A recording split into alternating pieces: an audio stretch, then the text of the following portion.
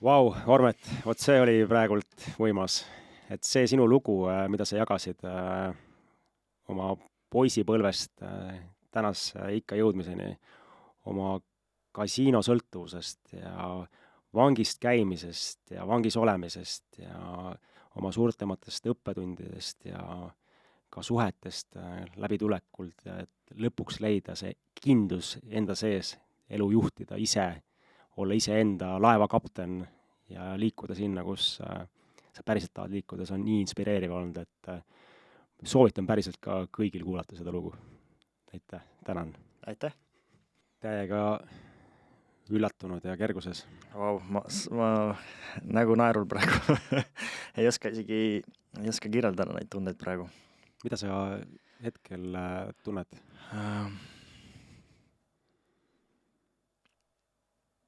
Ärevust, kergelt sellist, head ärevust, kõdi, mõnusat tunnet. Ma teadsin, et see hetk tuleb kunagi. Et ma jagan seda kõigiga. Et mul ei ole hirme. Jah, on mingid mini-hirmud ja kardad võib-olla kõrgust on ju. Aga et olla hirmu, et olla alasti. Ja nüüd on see hetk käes, ma olen siin sinuga, Raivo, ja jagan oma lugu. Ja mitte ainult sinuga. Ma olen oma lugu mingil määral kuskilt jaganud sinuga, aga jagada nüüd ka teistega ja miks ma seda üldse teen, on see koht, kus kõik räägime, et ei ole hirme. Ma tahan elada ja tõestada iseendale, et ei ole hirme. Rääkides võid rääkida, et sul ei ole hirme, aga reaalselt elada hirmuvabalt. Ja üliäge on jätta oma lugus ja pärandiks oma lastele tulevikus. Ja iseendale, et kui me sinuga siin üks päev rääkisime ka, et hakkab juba ununema, mis nooruses oli või millised kogemused on läbi elatud on ja siis on hea, et sul on kuskil selline salvestus, mida sa oled läbi teinud ja siis meie teadvus muutub ja on tore teada, et mis teadvuses ja teadlikkuses sa eladasid on ja mis saaks olla lastele parem pärandus kui info, millisena isa elas 33 aastaselt, 34-selt ja nii edasi on ja kui see lugu peaks veel kedagi inspireerima või puudutama, siis see saab olla ainult boonuseks. Just. Kui sa tulid esimest korda meeste väelaagrisse, mind hästi inspireeris see, et sa olid teistsugune ja heas mõttes. Ja mind hästi inspireeris tegelikult see, et sa olid mees, kes ei püüdnud kohaneda teistega, vaid julgesid asju nagu välja öelda. Isegi sellest kohast, et kui sind ei aktsepteerita. See oli hästi inspireeriv ja see mind väga nagu puudutas. Ja ka sinu selline väga nagu sügav soojus tegelikult sees, et sa tegelikult näed pilti suuremalt ja sa tegelikult oled ülimalt hea südamega mees, kes oskab lihtsalt aktiveerida hästi. Et see oli koht, kus ma nägin sind ja mõnes mõttes ka trigerdas mind, sellepärast et tundsin, et sa oled väga sarnane minuga ja näitasid väga selgelt ära, kes ma ise olen. Ja see oli hästi võimas kohtumine tegelikult ja see hetk ma tajusin, et meil on väga palju sarnasust. Ja see on ka see põhjus, miks me täna siin laua taga istume, sest me räägime oma lugu nii puhtas eheduses, julguses ja väes, kus me oleme. Hirmudeta, sest hirmudel ei ole mitte mingit väge meie üle ja see lugu, mida sa täna jagama hakkad. Ma usun, et see inspireerib kõiki, kes seda täna kuulavad ja kes valivad seda kuulata. Et kui sa märkad mingit iseenda sees mingit taipamist, siis luba sellel maanduda ja settida hea podcasti kuulaja. Sellepärast, et kui sa selle vastu võtad, siis muutub see sees. Et äge, Ormet, et me siin koos oleme täna ja rõõm, siiras rõõm, ma ütleks päris siiras rõõm, et sa oled siin ja jagad oma lugu täna mehena ja inspireerib palju teisi, sest sul on mida jagada. Ma alustaksin samamoodi, et kes sa oled? Hea Raivo, aitäh esiteks, et sa lood sellise ruumi kus ma saan seda teha, kus ma tahan seda teha ja kelle ees ma tahan seda teha. Aga jaa, olen siis Ormet, sündinud 23. veebruaril 1989, ehk siis tänaseks olen 33-aastane. Olen sündinud Eestimaal, Pärnu linnas, Pärnu haiglas.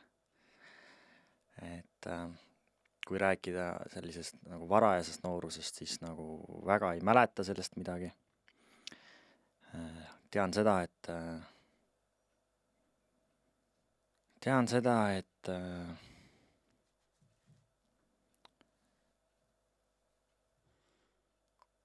sünnitusel läks kõik hästi, sünnitus oli korras. Elasin Surju vallas, selline väike koht Pärnu külje all 23 kilomeetrit korteris. Mul on ema, kasuisa ja 2 õde. Ja ma olen oma juttu, oma lugu veel paaris kohas jaganud, siis olen öelnud, ma olen sündinud tagasihoidlikusse perre või vaesesse perre, aga samas kui mõtlen, mis see tähendab, et katus oli pea kohal, süüa sai ka, oli siis kartul ja piim või siis vahest sai isegi makaron, aga ma mõtlen, kus kohast ma toon selle sisse, et ma sündisin nagu vaesesse perre selles mõttes, et nagu tagasi mõttes ma nagu küll ei tunneks, et ma oleks vaene olnud või isegi seal kooli läksid, siis oli kunagi selline kauplas Pärnus nagu Hinnapomm ja ema viis Hinnapommi ja võisid valida need jalatsid ikkagi, mis tahtsid ja said oma kooli asjad ka ostetud, et olen mingis nalja teinud, et Hinnapommi gäng et vaesest perest tulnud, aga täna heas kohas. Et ja siis kuskilt vanusest, ma ei mäleta enam seda nii hästi, aga kolisime maale ka Surju vallas ja olen tegelikult 19 aastani elanud maal Pärnus ja maapoiss. Et lõkunud puid, teinud selliseid põllutöid ja terve elu teinud tööd. Kui tuua selline lapsepõlv võib-olla ette, siis ma olin pigem selline rõõmus poiss.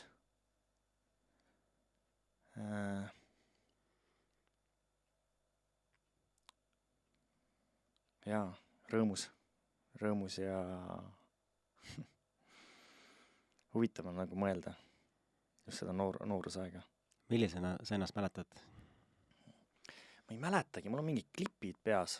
Ma ei mäletagi, mitte et see oleks nagu halb, lihtsalt nagu ei mäletagi. Et kus maalt ma võib-olla hakkan mäletama, on see, kui kooli läksid. Mul on mingisugused lasteaia mälestused, aga see on nagu, kõik on nagu hästi läinud seal. Siiras poiss, hästi hoitud perest. Küll, nagu ma ütlesin, tagasihoidlikus perest, pigem vaesest. Mul vanemad olid usklikud, on uskliku perre sündinud. Kasuisa oli isegi pastor, käisime iga pühapäevaselt siis kirikutes ja käisime siis pühapäevakoolides. Et meie perest selline, ma tunnen kergelt programmeeritust nooresena, seda usklike programmeeritust, et ära tee paha ja nii edasi, 10 käsku on ju. Et see on pannud kuhugi boksi sind, et teadlikult või mitte teadlikult. Aga jaa, tundsin ennast nagu inglina, et kui ma mõtlen noorena ja vaatan tagasi, et oli üks ingli poiss, et tubli poiss. Ja minnes siit edasi, siis on ju, mäletangi juba kooli aega. Käisin Surju põhikoolis. Mul oli kooli ajal head hinded pigem, jah. Et mõned 3, 5, 4 pigem. Ka ma nagu sina ei tundnud ennast koolis nagu sobituna, aga mulle meeldis koolis käia, mulle meeldis sport koolis on ju, kehaline kasvatus, mulle meeldis kõik mängud, mulle meeldis vahetund, mulle meeldisid õpetajad. Et aga ma kordagi ei tundnud seda survestatust, et mul on seda vaja, et elus läbi lüüa. Pigem nagu koolitundide ajal ka hästi palju unistamist, nagu millestki muust, millestki suuremast. Et et ma nagu midagi, räägides sinu loost, et sa said sealt midagi kaasa, siis ma arvan, ma sain ka kindlasti midagi kaasa, aga midagi nüüd välja tuua, siis pigem ma nagu tahaks tänada oma kehalise kasvatuse õpetajad, kes võib-olla mind suunasid siis rohkem spordile ja tõid välja mu andeid, et noorena mängisin jalgpalli. Ei saanud seda pikalt teha, kuna põlved ei pidanud vastu. Ja olin isegi noorena sellises kohas, kus olin 6 aega voodis. Põlved kasvasid nii kiirelt, et ei saanud käia. Ja ei teadnud üldse, mis saab. Ei ema ei teadnud, arstid ei teadnud. Aga vaadates nagu tulevikku, siis kõik laabus niimoodi, et minust sai kergejõustiku sprinter, 100 ja 200 meetri jooksja. Väga edukas, poodiumi kohtadel esimene teine kogu aeg. Et sport mängis noorena väga suurt rolli mul.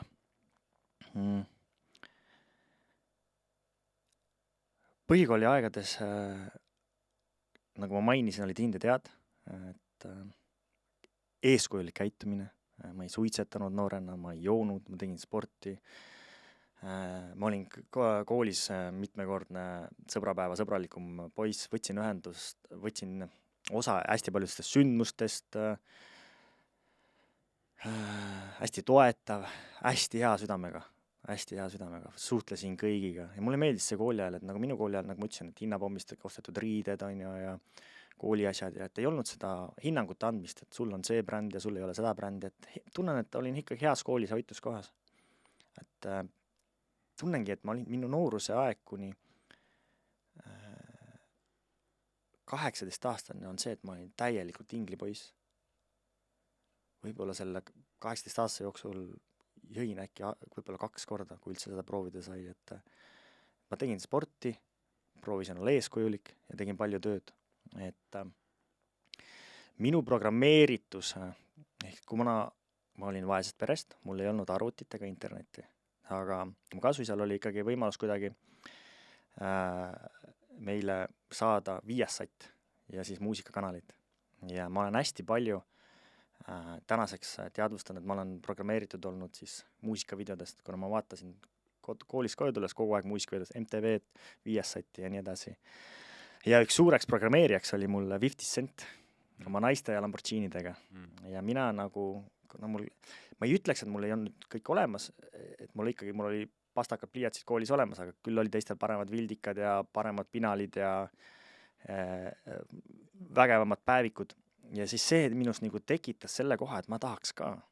Vanemad viisid kooli, vanemad viisid trennidesse ja vaadates neid muusikavideosi, sest ma tahan tulevikus kindlasti Lamborghinisid ja palju naisi. Vaadates oma klassikaaslasi, ma tahan ka paremaid vildikaid, paremaid riideid. Vaadates trennikaaslasi, kes siis viidi trenni. Ma tahan ka, et mind viiakse trenni ja tullakse järgi, et ma vihkasin noorena tohutult bussisõitu. Ma kõndisin koolist või siis oma maakodust 3 kilomeetrit on ja bussijaama, ootad seal, on see siis talv või sügis või suvi bussi.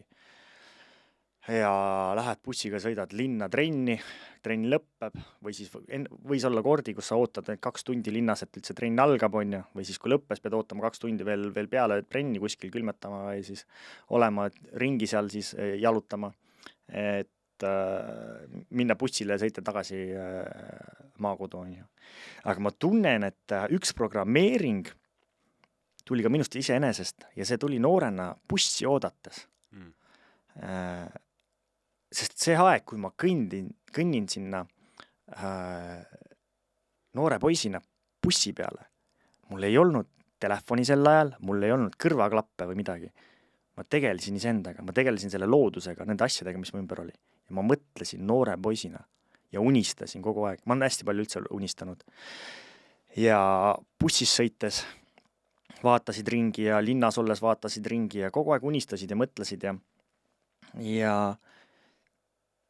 ma otsustasin noorele poisina, et nagu minu lapsed ei pea bussiga sõitma, minu lapsed ei pea külmetama. Ja ma reaalselt vihkasin bussisõitu ja ma lubasin, kui ma saan kunagi suureks, minust saab edukas mees, kes saab lubada omale autodega minna trennidesse oma lastele ja nii edasi. Ja et tegin noorena hästi palju tööd. Kooli vaheaegadel käisin põllutöösid tegemas, kurke korjamas, maasikaid korjamas, herneid, you name it. Et ikkagi oma taskuraha tuli ise teenida ja ise tuli tööd teha. Ja seesama programmeering selle 50 Cendi muusikavideodest, et Lamborghinid ja naised on ju. Et kuidagi tuleb see raha saada. Ja noorena mul ei olnud nagu sellist kohta, kus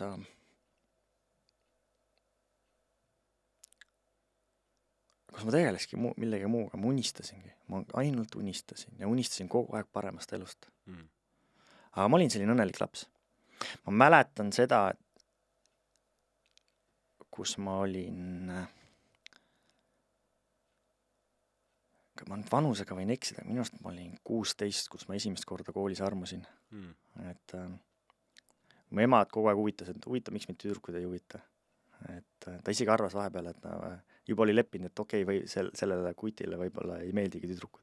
See on nii naljaks, mu ema on seda rääkinud, siis ma ikka naeran.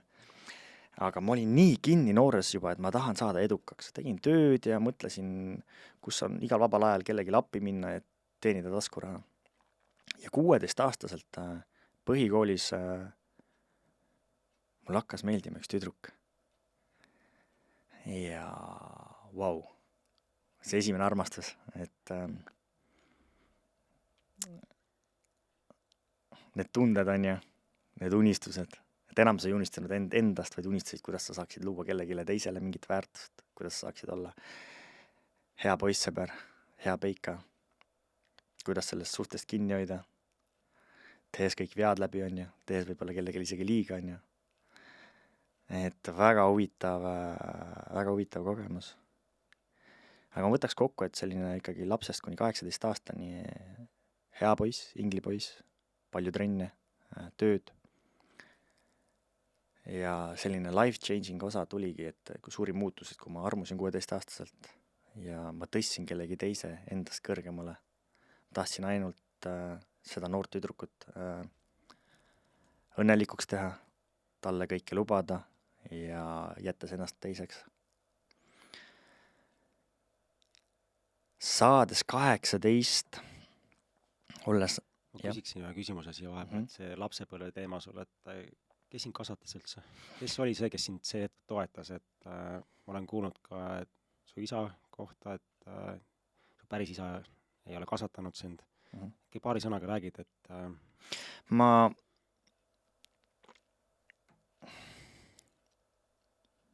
Mul on nüüd väga head vanemad. Ma toon selle siis esile niimoodi, et mul oli ema, mul oli 2 õde ja kasuisa. Mu emal oli nooruses selline lühike suhe, selline armumine, kus ta jäi siis rasedaks, aga ta ei jäänud selle mehega kokku, ehk siis minu bioloogiline isa. Aga samal ajal, kui mu ema oli rase, võttis teine mees mu ema endale, armusid, olid koos ja see isa siis kasvatas mind. Kui palju ta mind kasvatas, on omaette küsimus. Ma olen tänulik oma vanematele kogu südamest. Kõik, mis nad tegid, nad andsid alati oma parima. Huvitav koht on see, et ma sain 12-aastaselt alles teada. Kui ma tulin üks päev koolist koju, ema ütleb, et tule poeg, et ma tahan suga korra rääkida. Ja ma tundsin seda ruumi, ma tundsin seda ema, et nüüd ta tahab midagi rääkida. Ja huvitav oli see, et ma sain aru, et ta tahab mulle öelda, et keegi pole, üks neist pole minu vanem. Ja ma tundsin selle 12-aastaselt ära. Ja kõige suurem üllatus võib-olla oli minu külas, kus on väiksest kohast pärit. Ja minu külas ja mu emale, et kuidas on võimalik, et mu klassikaaslased keegi seda ei ütlenud. Sest esiteks ma näin koopia välja oma bioloogilisele isale. Mu bioloogiline isa elas seal samas vallas. Ja kuidas keegi mulle seda ei ütlenud. Isegi kui vihjas, et kuidas ma aru ei saanud, et kuidas elu mind niimoodi hoidis. Ja võib-olla mu ema ja isa, kasuisa võib-olla kõige sellise suuremad võib-olla hirmud olid, et kuidas ma hakkan neid vaatama. Minu jaoks nagu ei muutud mitte midagi. Ma kuulasin selle jutu ära, naersin lihtsalt ja elu läks edasi. Vaatasin oma kasuisa ikka sellised, nagu nüüd ma lihtsalt sain aru, et nagu minu bioloogilised nagu, kuidas me nüüd nimetame siis, omadused või geneetika tuleb on ju tegelikult teiselt mehelt. Aga mu kasuisa kasvatas mind oma parimal moel nii, nagu ta oskas.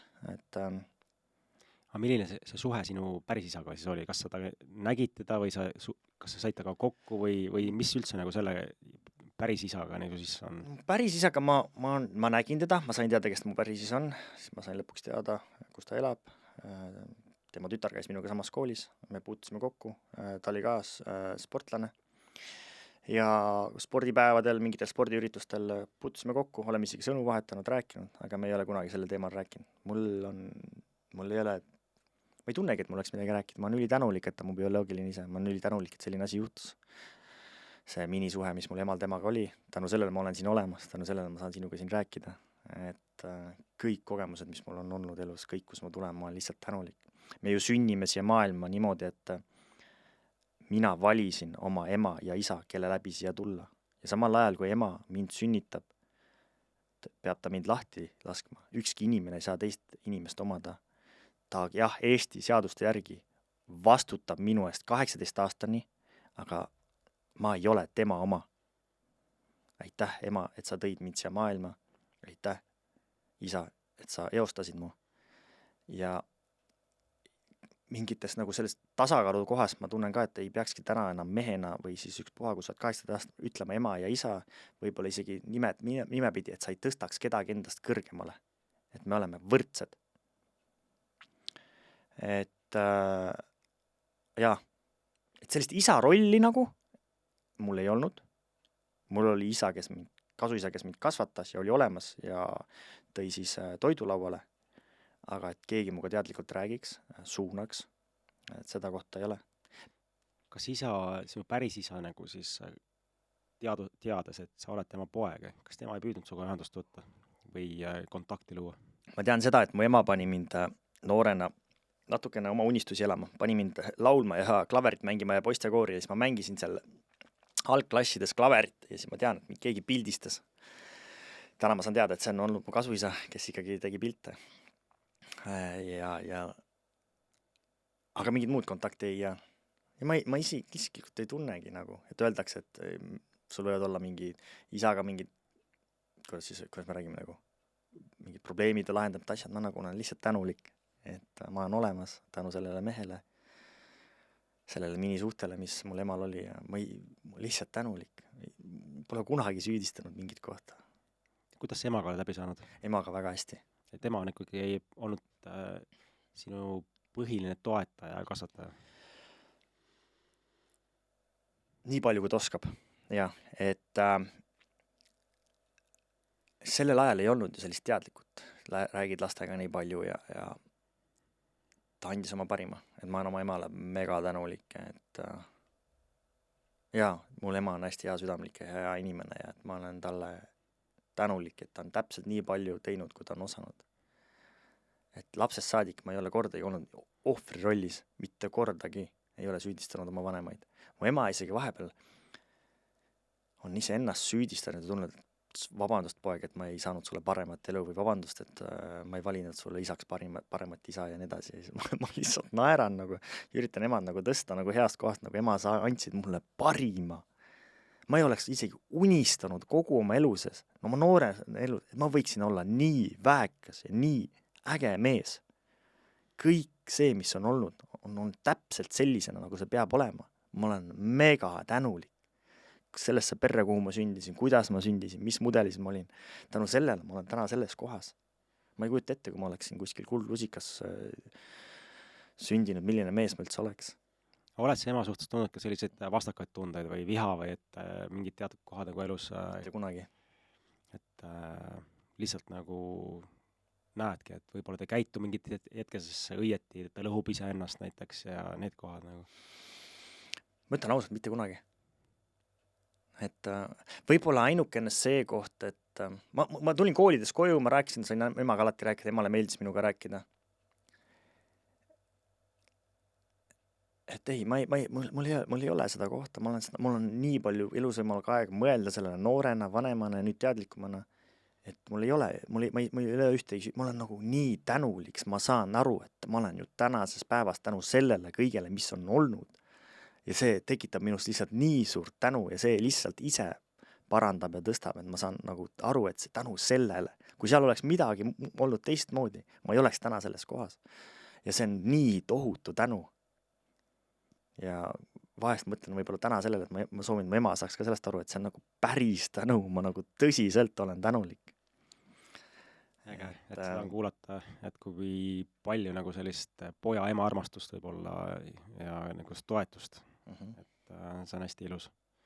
Aga mis siis juhtus 18, kui sa rääkisid, et enne seda sa olid hea poiss ja hingel, et elu läks edasi ja uued kogemused tulid, et mis siis juhtuma hakkas elus? Et võttes selle nüüd kokku ja, et kuni 18 aastani, et Ussika peres koolisõbralikum poiss, sportlane, eeskujulik, meesterahvas, noor meesterahvas, kes ei suitseta, kes ei joo, kes ei käi poe taga kuskil, ei tee pättusi, ei varasta. Ja saades 18, olles nädal aega 18, avastasin iseenda jaoks internetikasiino. Ma arvan, et ma poleks kunagi arvanud, et minu elu võib kardinaalselt 360 kraadi muutuda.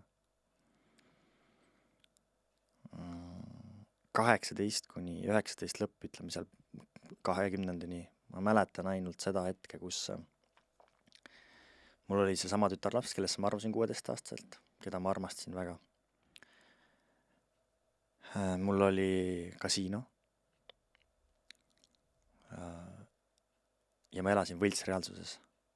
Mis see tähendab kasiino oli, enda kasiino oli? Mul oli kasiino selle koha pealt, et ma mängisin iga päev. Ma mängisin iga päev. Ja. Et ma läksin tööle valgusteid müüma ja mingi hetk ma müüsin ka arvuteid. Kui ma lõpetasin põhikooli, ma läksin Pärnumaa kutsehariduskeskusse IT-valdkonda, IT-d õppima. Selle kooli ma lõpetasin.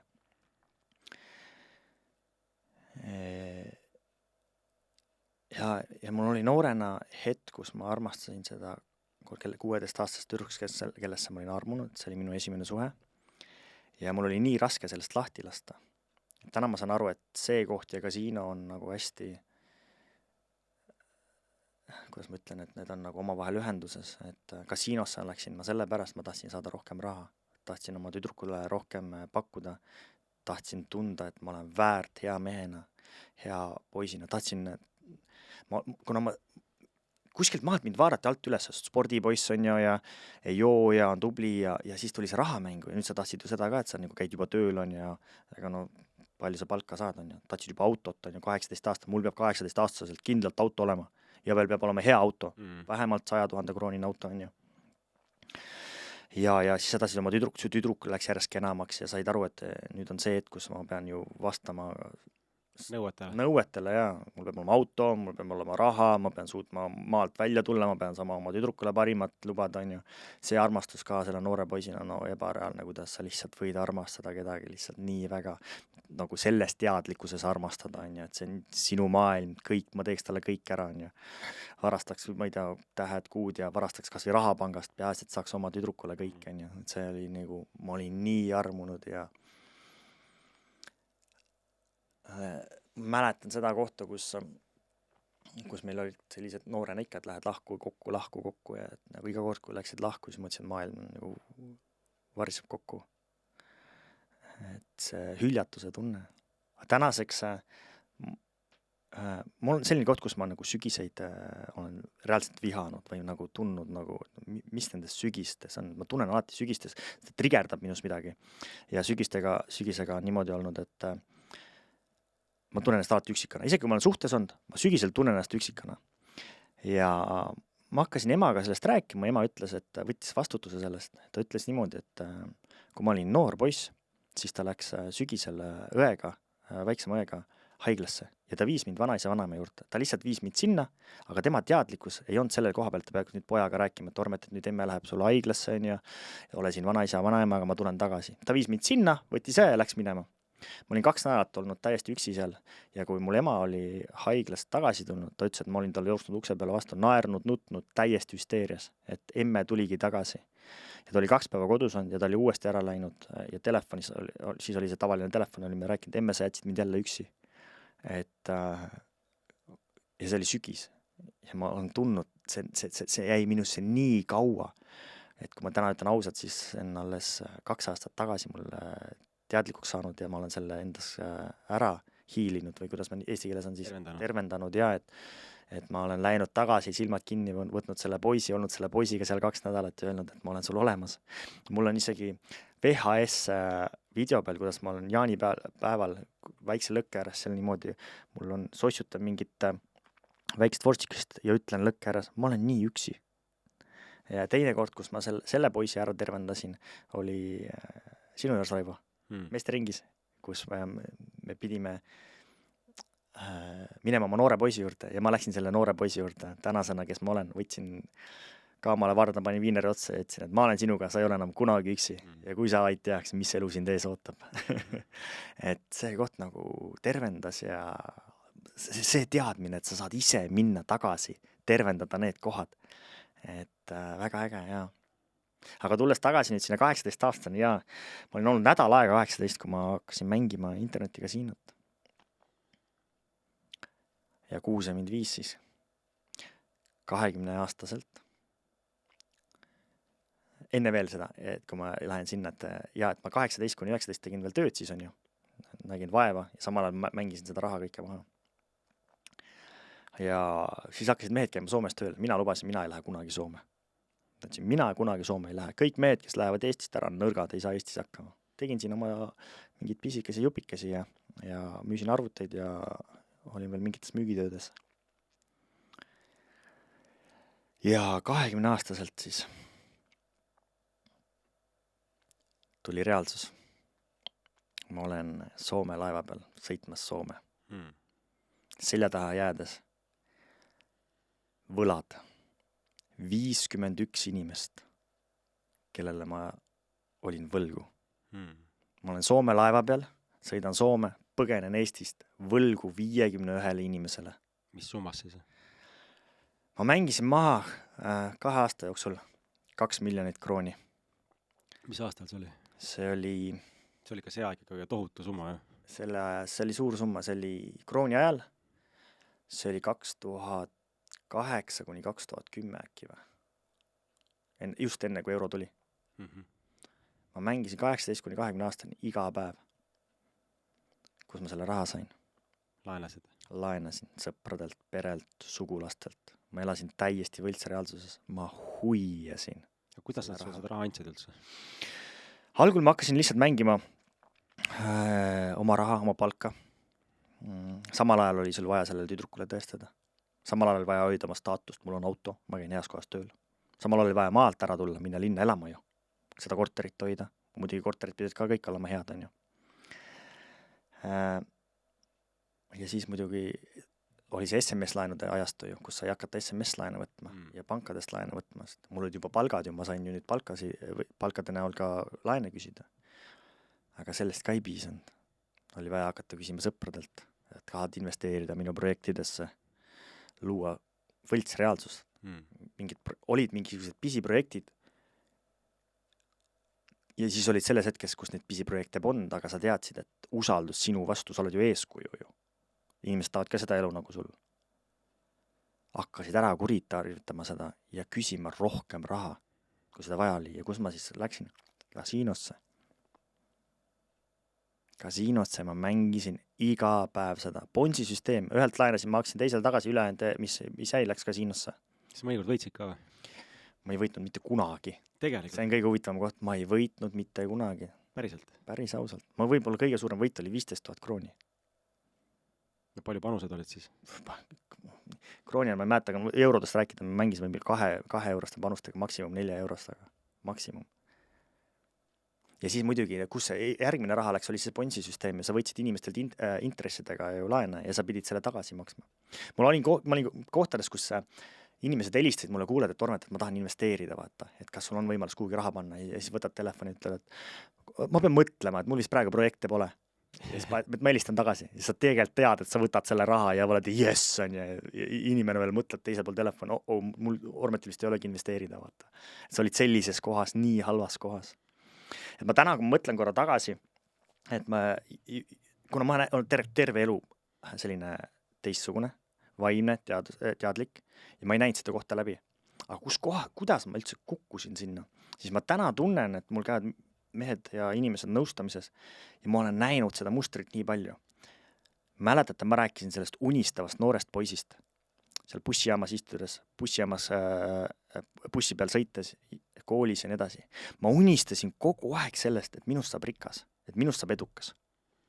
Ja ma ju ma sain edukaks ennem kui ma hakkasin kasiinoks. Ma olin 18 aastat väga edukas.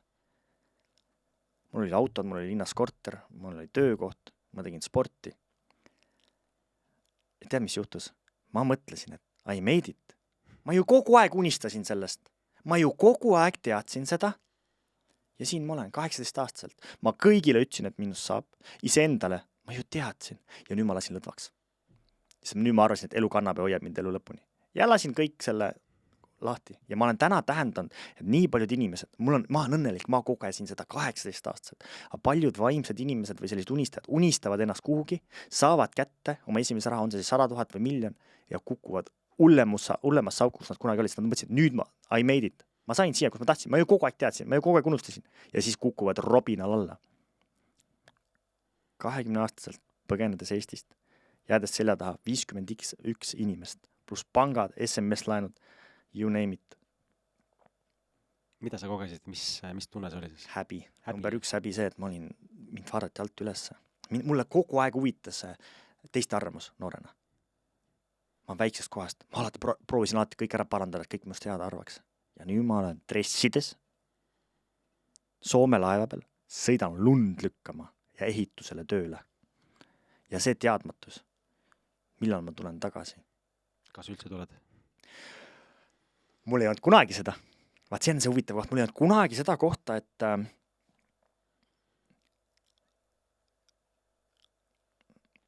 ma ei tule tagasi. Ma teadsin, et maks aasta. Ma tulen tagasi, kõik on korras. Ja maks aasta. Ja jäid kauaks? Jäin tegelikult kokku, ma elasin Soomes 11 aastat. Et kui me nüüd võtakime selle koha, et läksin Soome, läksin lund lükkama, läksin ehitusele tööle, ma ütlesin, ma ei lähe kunagi sinna ja lõpuks ma olingi seal. See inimene, kes oli programmeeritud sellest, et minust saab rikas, mulle saavad olema Lamborghinid ja naised, on järsku nüüd Soomes. Huvitav koht on see, mida ma tahaks jagada, et ma käisin peale kooli noorena vanaema juures söömas. Ja vanaema tegi mul mingi ube või kanamuna või mingit kana. Siis ma alati, kui ma vanaema juures olin, sõin, siis ma ei tea, miks ma unistasin kogu aeg, et mingi sõjaaeg on või ma olen vennad võikad ühe kutiga, ühe sõbraga. Ja sõin selle kana alati ära ja need oad ja tegin taldriku puhtaks, mõtlesin, et on raske aeg ja tuleb kõik süüa. Järsku ma olen 20 aastalt Soomes selle sama kutiga, keda ma seda unistasin. Soomes ehitusel tööl korjame pudeleid, proovime kuidagi hakkama saada. Mõtlesin, nagu ma olen ise endale selle manifesteerinud. Järgmine programmeering filmidest, kus ma vaatasin Kiireid vihaseid ja seal oli Tom is back. Ma kogu aeg unistasin noorena ka, et kunagi midagi juhtub ja ma tulen, sõidan tagasi oma väiksesse külla või Pärnusse öeldakse, et ormetan tagasi. Mis siis juhtus? Juhtus see, et 6 aastat hiljem ma tulin tagasi Eesti neljapäevasel päeval. Helistasin kõigile, kelle kätte sain sellel ajal ja maksin kõik võlad tagasi. 2 miljonit krooni. See oli siis juba eurodes, see oli 200 000 pluss kõik intressid ja nii edasi. Et ma ei saanud kõik inimesi selle esimesel nädalavahetusel kätte, aga tänaseks on makstud kõik rahad kõikidele inimestele tagasi. Kui me räägime sellest 20. kuni 24. aastani, ma väga midagi ei mäleta. Ma tean seda, et Soome minnes oma esimestest palkadest ma hakkasin käima füüsilises kasiinos. Ja Soomes oli nagu eriti raske, sest seal on igas poes on kasiinod ja kogu aeg see trigger, et mine ja mängi. Ma sellest 20-24 ei mäleta mitte, ma olin nii madal seisus. Ma tean seda, et oli hetk, kus ma lõpuks mängisin ennast tänavale. Ma pidin kõige madalamas seisus, ma elasin 3 päeva tänaval, korjasin pudeleid. Ja proovisin ellu jääda. Kordagi ei mõelnud sellele, ma ei tule siit välja. kordagi ei mõelnud enesetapule, kordagi ei mõelnud ohvri rollile, kordagi ei mõelnud, miks mina. Ikka unistasin edasi. Ikka nägin tulevikku, ikka nägin, et tulen siit välja. Ma ei näinud seda tänast podcasti, ma ei näinud seda, kuhu ma lähen, aga ma teadsin, ma tulen siit välja. Ma ei näinud seda kohta, miks ma pidin sinna kukkuma. Täna ma võin öelda, et üks suurimaid paremaid asju on see, et ma olin kasiinosõltlane. See viis mind välja Eestist. Ma arvan, ma poleks kunagi Eestist ära läinud. Ma poleks seda tõuget saanud, miks ma lähen Eestist ära. Mul oli siin tüdruk, keda ma armastasin noorena nii väga. Mul oli kõik teadmised Eestis. Ja et mu kindel uskumus, et ainult nõrgad lähevad Eestist ära. Tulles siis tagasi sinna 20–24, olin ehitusel tööl, kogesin ära siis selle tänavalelu, sain sealt õnneks 3 päevaga välja ja rohkem väga ei mäletagi. Kasiinod ja Kuidas selle raha teenisid? Või lõid, ütleme siis nii? Ma leidsin väga huvitava valdkonna. Ma leidsin, Soomes on snuus, see on nuuska tubakas, ehk see on siis eesti keeles mokatubakas, mis pannakse suule alla. Ma sain sellega seal tuttavaks. Ma astusin tubakärisse, ehk siis tubaka alternatiivi äridesse. Enne kui me sinna läheme, siis ma tooksin selle välja, et ise pole kunagi suitsetanud. Ja noorena vihkasin suitsetamist, tegelikult ma vihkan seda siiani. Aga noorena vihkasin seda nii väga, et jaanipäevadel, kui mul isa suitsetas või mul käisid sugulased või sõbrad külas, siis ma reaalselt varastasin ära suitsupakke, lasin ragulkaga suitse katki ja peitsin ära kõike jaanipäeva olevaid alkoholseid jooke. Võitlesin selle vastu. Ja siis nüüd 25-26 olen ma tubakaäris. Teen seda, mida ma ei taha teha. Aga teen seda, mis on mu eesmärk. Ma tean, ma maksan kõik oma võlad ära. Ja lõin sealt impeerium, õppisin selle valdkonna tundma. Tegin omale internetipoed, tegin omale füüsilised poed ja jõudsin selles valdkonnas väga kaugele. Seal on väga suured rahad mängus. Ja tulin ja maksin oma võlad ära.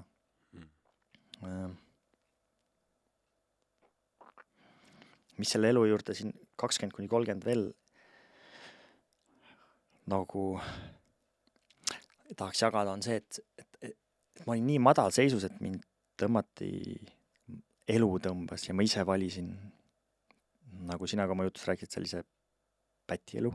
Kuritegeliku tee, ja kuna ka see tubakavaldkond on selline, et ma olen alati öelnud, et olla lihtsalt ärimees või olla tubaka ja alkoholi ärimees on absoluutselt teised asjad. Ja tubakas ja alkoholis on tegelikult väga tugevad mustad energiad. Sa rikastud teiste inimeste terviselt. Mul korduvalt inimesed toetasid, mul kõrvalt ütlesid, et sa tegelikult alternatiividega, mulle sellist tõstmisest ei piisanud, ma ikkagi tundsin ennast kehvasti. Aga ma lubasin, kui ma saan kõik laenud makstud, võlad makstud, siis ma lõpetan selle äri. Ma sain küll kõik makstud, aga ma ikka jätkasin, sest see raha oli nii hea. See maitses nii hästi. Ja mul ei olnud kunagi head elu olnud. Ja siis peale võlgade maksmist ma hakkasin reisima. Ma olin 27, ma olin vanusega eksida, see oli 28 äkki. 28-29, nüüd võin vanusega eksida. Kus mul olid võlad makstud. Ja ma olin heas kohas. Jätnud selle kriminaalse elu. Reisisin, tegelesin krüptoprojektidega, tegelesin IT-valdkonnaga, hiilisin jälle siis, tervendasin ennast oma minevikust ja juhtus nii, mis on võib-olla kõige raskem jagamine minu jaoks on see, et ma sattusin vanglasse. See on väga huvitav. Ja sattusin vanglasse selliste paragrahvidega on inimrööv ja väljapressimine. Wow. See oli siis enne seda, kui sa 28 said? See oli 22-aastaselt, 28-aastaselt. Tuli siis väga crazy elutest mulle, minu ellu. Ma pean minema vanglasse. Ma ei ole kedagi röövinud. Ma ei ole kellegi midagi välja pressinud. Ja mind on tõmmatud kuhugi. Ma ei uskunudki seda algul. Ma olin seal eeluurimisel, ma ei uskunud, et see on tõsi. Ja ma lihtsalt istusin ja kui Soomes hoitakse 72 tundi sind kinni. See oli siis Soomes. Mõtlesin, et mis siis ikka 3 päeva olen ära siin, et ma ei ole midagi teinud. Et last olla siis. Et küll ma välja saan. 3. päeval viidi vahekohtusse, sain teada, et ma jään teadmatuks ajaks kinni. Kuni kohtuni. Ma olin olnud esimese kohtuni kinni siis kas olin 3 kuud äkki või 2,5 kuud. Ja esimeses kohtust sain 2,6 aastat. Kaasosalisena inimröövis ja väljapressimises. Kirjeldamatu tunne inimesele, kes just oli maksnud ära oma võlad, just oli mu minevikku tervendanud, just oli hakanud elama. Ma olin aasta aega olnud puhas. Aasta aega eemal kriminaalelust. Tervendamise teel ja elu tõi minule koha, kus ma lähen sellise paragraafist vanglasse. Ja nüüd ma mõtlesin, siit ma ei saa ennast kuidagi parandada. Ajalehes kirjutatakse, näpuga hakatakse näitama, hinnanguid hakatakse. Minust ei saaks kunagi tuntud inimest, minust ei saaks kunagi spiikerit. Kes ma olen? Kriminaal, pätt. See on läbi. See tunne kestis minus, ma arvan, kuna ma olin 17 päeva eeluurimises üksi, ma käisin edasi seda. Aga lõpuks jõudsin sinna kohta, kus ma võtsin seda jälle oma tugevusena. Tänaseks on mu kõige suurem tugevam kogemus see, et kuidas ma tulin kasiinosõltuvusest välja, kuidas ma maksin oma võlad tagasi, võtsin vastutuse oma elu eest, võtsin vastutuse oma tegude eest. Ja vanglas ka. Ma olin teadlik sellest, mis seal juhtus, aga ma ei kavatse elu sees rääkida. Ma ei kavatse kellelegi näpuga näidata ja kui mind on siia tõmmatud või kui ma olen siia sattunud, kui mina ise, mitte et mind on tõmmatud, kui elu mind siia pani. Kõige naljakam elus ongi see, et sa ei saa kunagi kedagi süüdistada, mitte kunagi. Et küsid kellegilt laenu või keegi küsib sinult laenu, ta ei pannud sulle relva otsa ette ju, või et nüüd sa pead andma või et laenad autot, sõitis katki. No, ta ju jälle sama. See on ju kõik valikud on sinust, sina lood oma reaalsust. Et tänaseks võin öelda, et vangla on üks parimaid kogemusi mu elus, üks tugevamaid kogemusi. Ja kõige huvitavam on siis see, et ma sain esimeses kohtus 2,6 aastat, aga kuna sa oled esimene kord karistatud, siis Soomes sa saad poolega, et ma oleks pidanud istuma siis poole sellest ajast. Aga ma läksin teise kohtusse, mul advokaadid ütles, et sa võidad kindlasti, ohver ei tunne sind, ohver ütleb, et tundis kõik teised inimesed ära, et sind ei olnud seal. Olen siis teises kohtus, 11 kuud hiljem, lähen kohtu ette ja klaasi tagalt ohvrit küsitakse, advokaat küsib, kas Ormet, kes seisab sinu ees, on sind vägivaldselt, füüsilist vägivalda kasutanud või välja pressinud. Inimene ütleb ei. Peale kohut 2 päeva oleme vanglas, vabastatakse. Ma mõtlesin, yes, õiglus, vaba. Et hea tunne oli. Ja siis lõppotsuseni oli 2 kuud. Ja lõppotsus tuli. Me siiski arvame, et Ormet, sina oled olnud kaasosaline ja lähed tagasi vanglasse, Soome kõige rangemase režiimiga gängi vanglasse. Ja siis see koht oli nagu küll uskumatu. Aga ei olnud seda ohvritunnet, ei olnud seda, et miks minuga või et ju siis ma olen midagi teinud minevikus, et ma pean minema sinna. Ju siis on seal midagi, et ma pean enda jaoks selgeks saama. Ja läksin tagasi vanglasse. Ja see oli selline koht, kus ma sain hästi palju olla jälle iseendaga. Mis erinevus see oli siis see tavavangla ja siis see gängivangla sinu jaoks?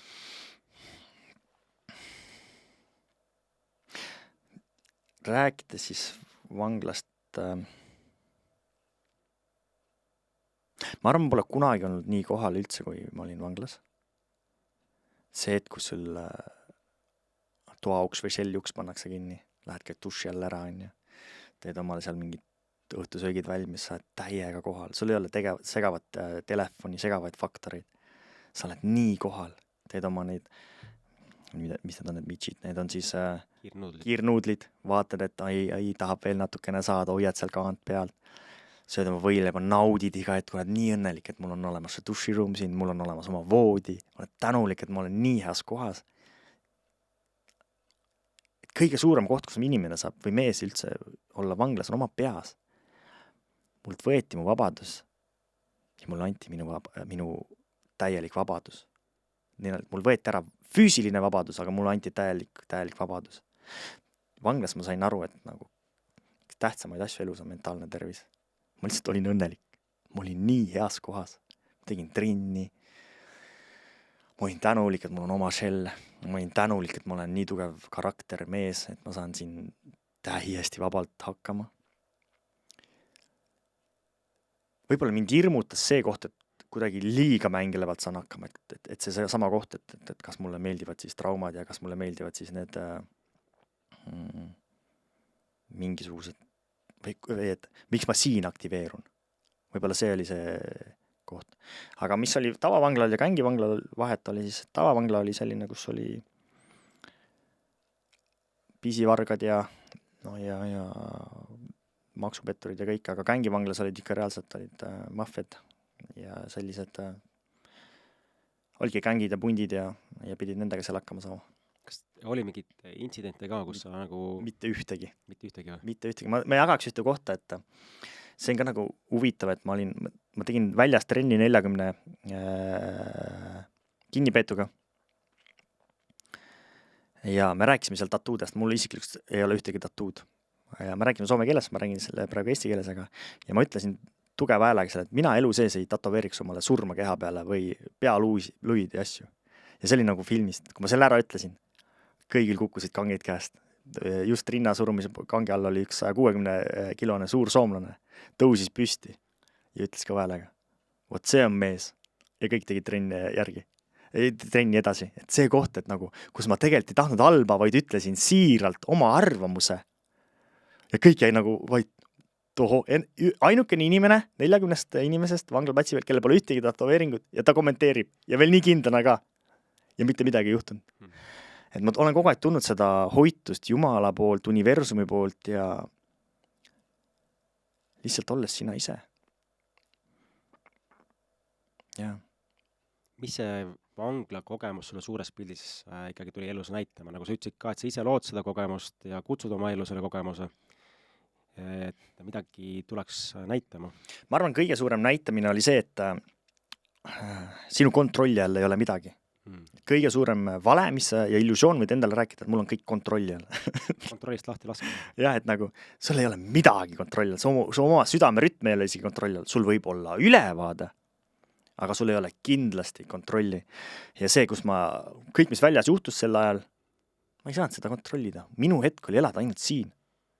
Ja elada hetkes ja mida vähem asju, seda parem. Et esimest korda üle pikkade aastad mul ei olnud telefoni. Mul oli niimoodi, et ma olin 2 kuud olnud vanglas ja ma ikka käisin telekapuldiga ringi ja vahepeal mõtlesin pilti teha kuskilt või see telefoni arjumus oli nii suur telekapuldist, mõtlesid juba telekat. Aga lõpuks olid nii puhas ja nii kohal. Et kohalolu, vangla õpetas mulle kõige rohkem kohalolu. Ta õpetas mulle seda, et ma ei ole mees, kes kuskil räägib, ainult taob vastu rindu, vaid ma sain väga ekstreemses olukorras väga hästi hakkama. Kui täna ka mehed mulle nõustamises ütlevad, et Tormet, et ma lähen MyFitness, siis peale jõusaali duši alla, kus on 8 duši ja samal ajal on 3-4 meest duši all, siis ma tahan, et nad ära tulevad enne, kui ma lähen. Siis minu jalutuskäigud vanglas oli vahest niimoodi, et sa peale jalutuskäiku oli 3 minutit aega, et duši all ära käia, 40 meest, 6 duši. Ja kuidas sa nüüd sealt ära käid. Ma tõestasin endale need kohad ära. Et kui ma noorena olin selline poiss, kes käis võistlustel ja ma ööbisin sugulaste juures ja need fonolukud oli linnas kuskil, et keegi pani kogemata vana fonolukku ja siis korterist tirises siis ma olin selline poiss, kes läks voodisse peitu, et oi, pätid tulevad või vargad tulevad.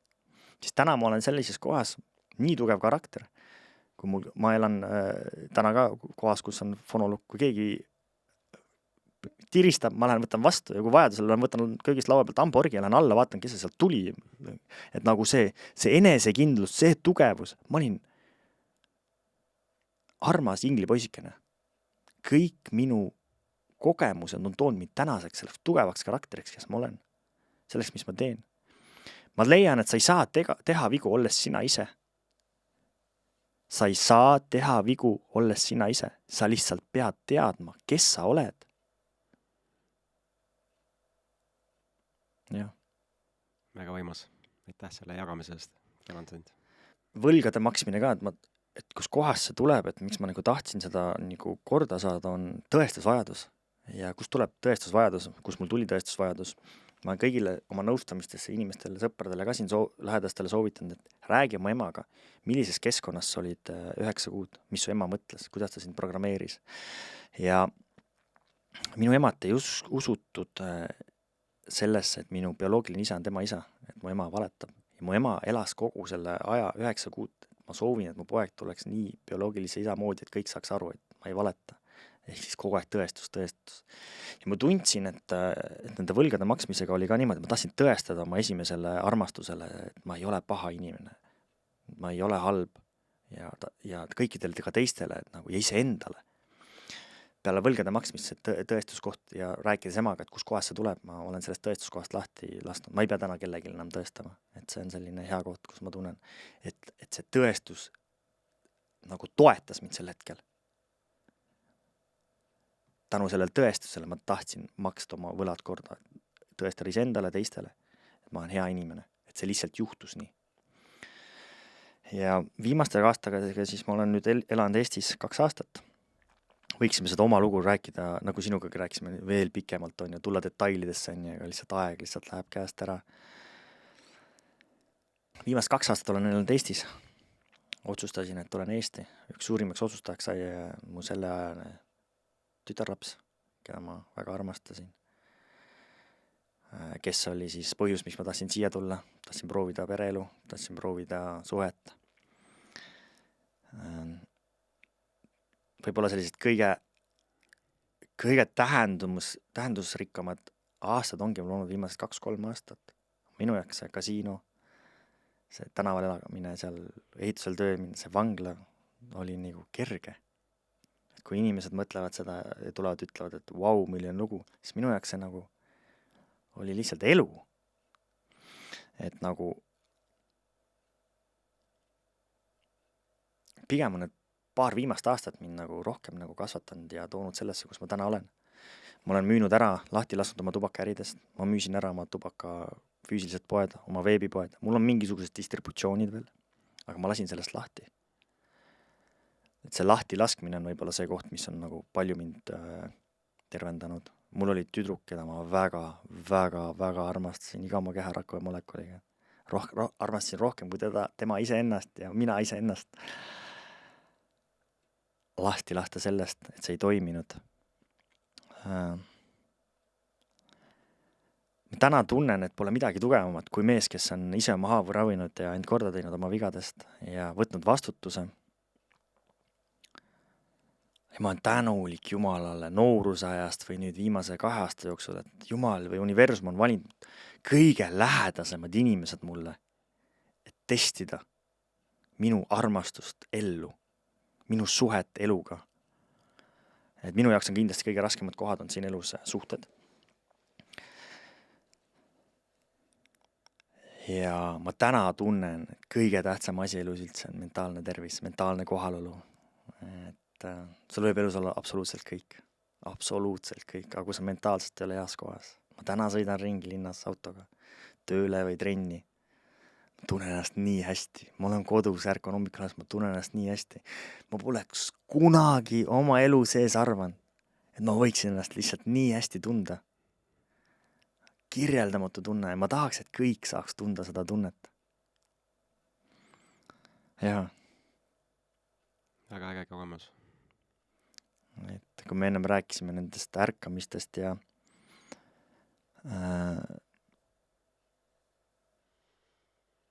kas võib öelda, et need kogemused ja see ka viimane suhe on sinu jaoks see koht on, mis on kõige rohkem sind äratanud viimastel aastatel mehena?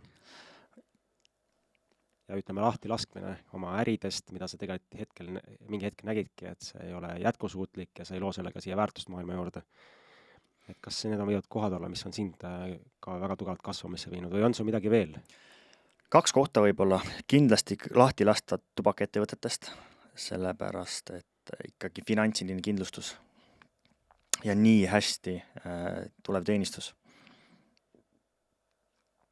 Ja lasta lahti sellest, sest ma ju lubasin. Kui mul saavad võlad makstud, ma lasen sellest lahti, ma ei rikastu teiste inimeste terviselt. Ja see oli päris raske koht, ma ikkagi mehena ma teadsin, ma saan kõigega hakkama, ma olen kõigest läbi tulnud, aga ikkagi kuskilt alateadades kergelt, et ma tõesti teen seda pigem nagu, isegi raske koht on võib-olla ei ole õige sõna, aga nagu iseendal üliuhke tunne, ma tegin seda, ma müüsin oma veebipoed, oma füüsilised poed ja ma hakkasin tegelema muude asjadega, ma hakkasin tegelema nõustamistega, ma hakkasin tegelema ise enda arendusega veel rohkem arenemisega. Ja sellise võib-olla kõige viimase sageduse vahetamine juhtus mulle selle aasta alguses, enne suve. Et kui ma mainisin, et ma tulin Eesti, et mul oli väga tore tütarlaps, keda ma väga armastasin, siis see kahjuks ei toiminud. Ja läksin selle tüdrukuga lahku. Ja lõpetasime suhtlemise. See oli ka minu jaoks ka lein, et väga raskes kohas olin omadega, endaga. Ja siis tuli minu elu suurim test. See oli vist siis, kui ma nüüd õieti mäletan, ajaga võin eksida, kas see oli 5-6 kuud hiljem, kus ma sain teada, et minu armastatud tüdruk, kõige tähtsam inimene sel hetkel, hoidsin teda siiamaani veel selle ajal veel südames, on koos mu kolleegiga, mu kunagise kolleegiga, mu kunagi see sõbraga. Ja see koht oli nagu, kui ma selle info teada sain, esimene 24 tundi ma lihtsalt naersin. Ma mõtlesin, see ei ole võimalik. Ma mõtlesin, et mis asja, minu ego. Ma olen pudelit korranud, ma olen nii põhjas olnud, mul kõik egoprogrammid õhku lastud. Ja nüüd ma tunnen sellist tunnet. Esimene 24 tundi ma naersin. Teisel päeval ma olin šokis ja 3. päeval tuli selline vari minu esile, mida ma elu sees ei arvanud. Kättemaks. Ma võtsin 3. päeval oma telefoni, helistasin oma sõpradele, ütlesin, ma pole teilt kunagi midagi palunud. Öelge mulle üks asi, mis ma teilt palun. Ja nad ütlesid, et ei ole. Ma tahan teada selle kuti aadresse, ma tahan teada telefoninumbrid, autonumbrid ja kõike. Ja kui ma ütlen teile, nüüd tuleb teha, siis tuleb teha. Panin telefoni ära. Läks pool päeva, kõik oli teada. Ise olen samal ajal toas nagu šokis, et mis asi mus esile tuleb. Kättemaks, ma pole kunagi sellist asja on. Mis toorit ma üldse endale räägin. Ma olen 6 kuud inimesest lahus on. Ta pole minu inimene, see pole minu otsustadagi, kellega tema suhtleb. Või kellega ta kokku läheb. Mis toorit ma räägin? 4. päeval mul on käsi päästikul. Et lihtsalt anna luba ja inimesed teevad nii, nagu vaja teha. Ma ise näen silmalt kinni juba, et ma lähen ise sinna. Siia on ta puu külge lõikan ta mehe au ära. Samal ajal nagu täis error, mis toimub. Ma võtsin veel omal aega. 5. päev ja 6. päev. 6. päeval ma kõnnin oma toas ringi. Ma lähen oma tuppa voodisse, panen oma silmad kinni ja ma näen need 2 inimest õnnelikuna koos. Ma näen neid õnnelikuna koos ja ise soovin neile kõige paremat. Ma lihtsalt naeran, avan oma silmad, vaatan lakki ja naeran. Elu, sa tõesti arvad, et sa saad mu kätte või? Need 6 päeva, mis mul on olnud. Ma lihtsalt naeran ja kõik pilt läheb selgemaks. Ma tunnen, kuidas ma tõusen. Ma olen nii tänulik Jumalale selle testi eest, universumile selle testi eest. Sa valisid mulle kõige lähedasema, kõige tähtsama ja kõige raskemat kasvamiskoha mulle. Et testida mind. Elu on kõige parem õpetaja, iga päev kohal, alati olemas. Et testida mind, kus kohas ma olen, nõusta ja ormet. No nõusta nüüd ormet, kasva ja ormet, no kasva nüüd. Ma hoidsin oma silmad uuesti kinni ja ma soovisin neile parimat. Tõusin püsti ja ma olin lihtsalt nii happy, sa ei saanud, ma läbisin selle testi. Alates sellest päevast see on nii kirjeldamatu, kus levelil ma olen. Et me kõik räägime, et ma tahan oma sagedust tõsta finantsiliselt. Ja. Ma tahan oma sagedust tõsta armastusest, ma tahan oma sagedust tõsta realiseerimises, ma tahan oma sagedust tõsta elu elamises. Et see sagedus, kus ma jõudsin ja et ma ise nägin seda läbi, ma ei küsin kellegilt abi. Ma ei läinud nõustamisse, ma jagasin paari inimesega, oma lähedast inimestega, kes mulle alati olemas olnud. Ma tahan tänada siin Moonat, ma tahan tänada siin oma parimat sõpra, oma onu Timot, kes mul alati elus olemas on, kellel ma saan alati jagada lihtsalt teevad mulle ruumi, aga nad ei tule näpuga näitama, lasevad mul endal terveneda. Ja see on mul viimase aja suurim märkamine. Et kasiinosõltuvus, võlad, tänaval olemine, selle korrastamine, vanglasse kukkumine väga ränkade paragrahvidega, mitte ohvri rolli otsimist, kaoteras parima suhte ja leidis igas hetkes iseend, mitte ohvrit, mitte näpuga näitamist, võttes vastutuse, et kindel mees on ju. Just, viimane küsimus ongi, et kes on sinu jaoks kindel mees? Kui ma küsin iseenda käest seda, kes on kindel mees? Millal sinust saab üldse mees, Raivo? Millal sinust Ormet saab üldse mees? Siis, kui ma saan 18 või? Siis, kui ma lähen kodust ära? Siis, kui ma lähen oma esimesel töökohale? Siis, kui ma saan autojuhi loed? Siis, kui ma käin sõjaväes ära? Siis sinust saab mees, programm. Käid sõjaväes ära, sinust saab mees. Siis, kui sa tood lapsele ilma.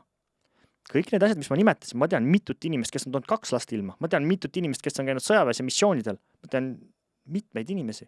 Pole siiamaani mehed. Millal sinust saab mees?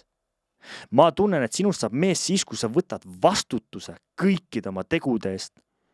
Sa oled kohal. Sa võtad vastutuse kõikide oma tegude eest ja lased selle ohvri rolli programmi õhku. Sina oled väärtusena loodud siia. Sina oled väärtus. Sa lihtsalt elad. Sa lihtsalt teed seda, mida mees teeb. Sellest hetkest sinust võib saada üks puhamisvanuses, üks puhamiskogemuse läbi. Kui sa võtad vastutuse selle kogemusest, saab sinust meest. Minu jaoks kindel mees tähendab vastutusele võtmist, ohvri rollist lahti laskmist, teistele näpuga näitamist, vaid täielikult iseendale peeglisse vaadates, öeldes, see olen mina ja ma võtan vastutuse.